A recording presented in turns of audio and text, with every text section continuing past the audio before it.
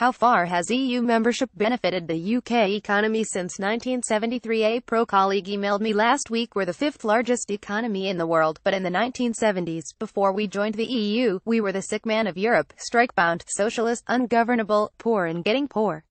The not-so-subtle implication of the tone, though my colleague is too intelligent to explicitly conflate correlation with causation, is that Britain's improved performance has been a result of EU membership. Yet many Brexiteers believe that Britain's economic progress has occurred despite membership. Indeed, these counterfactual histories explain a lot about the pro-Brexit and anti-Brexit tribes today, and highlight a discrepancy in the anti-Brexit argument. Britain did see a significant relative decline in the period prior to becoming an EEC member.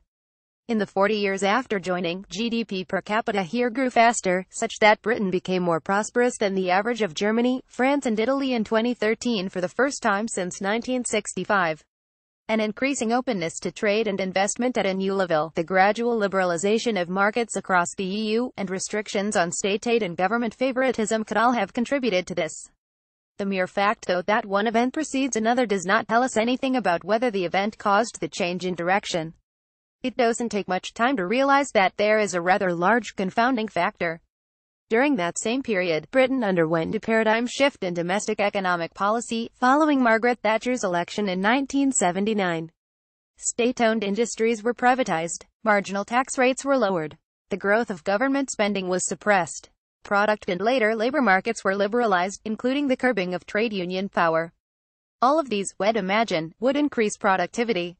Cumulatively, they represented a significant supply-side reform package.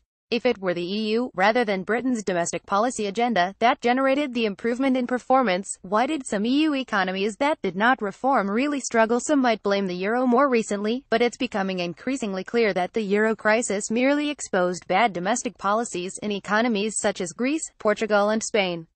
The latter, in particular, has begun to grow robustly following significant domestic labor market reforms.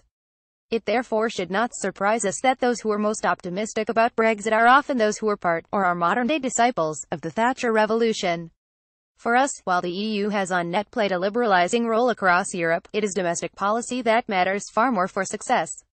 We do not think Britain will abandon the good bits of EU law, and in many areas, such as tariffs, regulatory policy and agricultural protectionism, Brexit presents opportunities to move in a more pro-market direction.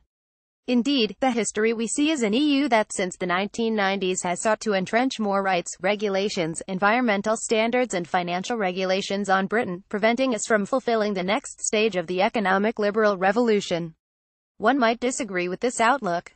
The rise of Jeremy Corbyn has been a bracing reminder that few battles in politics are final victories. But the counterfactual historical interpretations above do highlight a major discrepancy in the Remainer arguments. When Brexiteers bemoan the erosion of sovereignty owing to EU centralization, Remainers are quick to point out how much consequential economic policy still remains within our own hands. Yet this does not square with their belief that we are necessarily doomed to fail economically outside.